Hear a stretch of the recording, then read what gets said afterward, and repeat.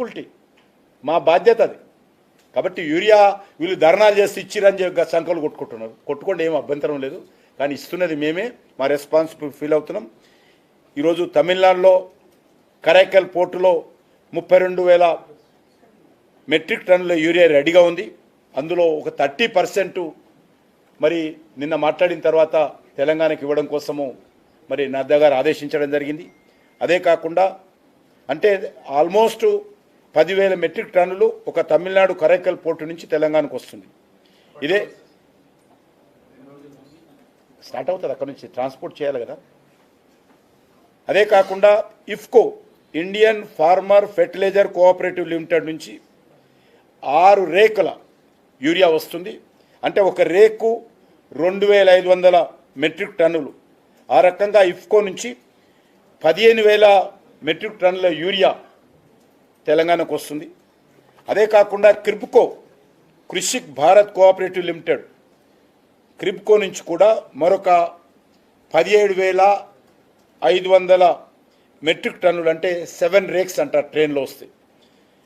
17,500 metric టన్నుల urea అది కూడా తెలంగాణకు వస్తుంది. అదే కాకుండా ముంబైలో RCF, Rashtriya chemical and fertilisers limited నుంచి 3 రేకులు 7,500 మెట్రిక్ టన్నుల యూరియా తెలంగాణకు వస్తున్నది.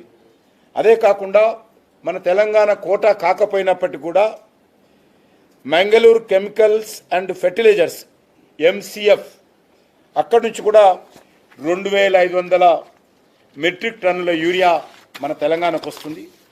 అంటే దాదాపు 50,000 మెట్రిక్ టన్నుల యూరియా మరి ట్రాన్సిట్లో ఉంది. త్వరలోనే దాన్ని ట్రాన్స్పోర్ట్ చేసుకుంటారు. కేంద్రం కమిట్మెంట్తో ఉన్నది కాబట్టే అనేక రకాల, మన ఒక్క రాష్ట్రంలోనే కాదు అనేక రాష్ట్రాల్లో కూడా కొంత సమస్య వచ్చింది. దానికి కొన్ని మన చేతుల్లో ఉండవు, అంతర్జాతీయంగా మనం ఇంపోర్ట్ చేసుకుంటున్నాం. ఇది రైతులకు ఎప్పటికప్పుడు సర్ది చెప్పి వాళ్ళు వాడుతున్నటువంటి యూరియాను సరిగ్గా ఉపయోగించుకోవడము, ఎవరు స్టోర్ చేయకుండా ప్రయత్నం చేయడము, దారి మళ్ళకుండా ప్రయత్నం చేయడము అందరం చూసుకోవాలి. ఇది తెలంగాణలో ఎందుకు ఎక్కువ జరిగిందంటే తెలంగాణ మంత్రులు ప్రతిరోజు యూరియా లేదు యూరియా లేదు యూరియా లేదని చెప్పి అడ్డగోలుగా మాట్లాడడంతో చాలామంది అక్రమంగా స్టోర్ చేసుకుంటున్నటువంటి పరిస్థితి మనం చూస్తూ ఉన్నాం. కాబట్టి ఎంతైతే కమిట్మెంట్ ఉందో ఈ సంవత్సరం కూడా, ఎంతైతే రాష్ట్ర ప్రభుత్వం ముందు మనకు అడిగిందో అంత యూరియా ఈరోజు ఇవ్వాలనేటువంటి నిర్ణయం కేంద్ర ప్రభుత్వం నిన్న మాట్లాడినప్పుడు తీసుకున్నారు. అంత యూరియా తప్పకుండా కాంగ్రెస్ పార్టీ ప్రభుత్వం అడిగినా అడగకపోయినా తప్పకుండా ఇస్తాము. గతంలో కూడా మేము అధికారంలోకి వచ్చినటువంటి గత 10-11 సంవత్సరాల్లో ఏ సంవత్సరం కూడా యూరియా కొరత ఏర్పడలేదు. ఏ ఒక్క సంవత్సరం ఏ రైతుకు ఎంత కావాలన్నా, ఎప్పుడు కావాలన్నా, ఎక్కడ కావాలన్నా కూడా మేము గతంలో ఎరువులు సరఫరా చేశాం. ఈరోజు ఒక ఇంపోర్టెడ్ అంతర్జాతీయంగా ఉన్నటువంటి పరిస్థితుల కారణంగా, యుద్ధం కారణంగా, అంతర్జాతీయంగా ఉన్నటువంటి అనేక సంబంధాల కారణంగా కొద్ది ఇబ్బందులు ఏర్పడిన సంబంధాలు దెబ్బతిని, కాబట్టి యూరియా ఏర్పడి అయినప్పటికీ కూడా ఈరోజు మనము నరేంద్ర మోడీ గారు ముందు చూపుతో 5 యూరియా పరిశ్రమలను మనం సొంతంగా స్థాపించుకొని ప్రొడక్షన్ చేసుకుంటున్నాం. అందులో తెలంగాణ ఒకటి. దీన్ని కూడా రైతులకు చెప్పాల్సినటువంటి బాధ్యత ఉంది. రైతులను భయపెట్టించడము, రైతులను గందరగోళాన్ని సృష్టించడము మంచిది కాదనే విషయాన్ని నేను ఈ సందర్భంగా మనవి చేస్తా ఉన్నాను. అదే కాకుండా విదేశాల నుంచి దిగుమవుతున్నటువంటి యూరియా గంగవరము, కాకినాడ పోర్టుకు చేరుకుంది. ఒక్కొక్క నౌక నుంచి 35,000 మెట్రిక్ టన్నుల యూరియా మనకు సరఫరా కానున్నది.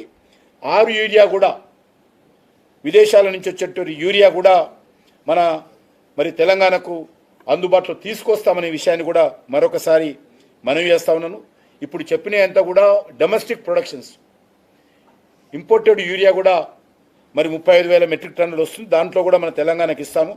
ఎప్పటికప్పుడు గవర్నమెంట్ ఆఫ్ ఇండియా అన్ని రాష్ట్రాలకు యూరియా సరఫరా చేసే విషయంలో రాష్ట్ర ప్రభుత్వాలతో మాట్లాడుతూ ఉంది.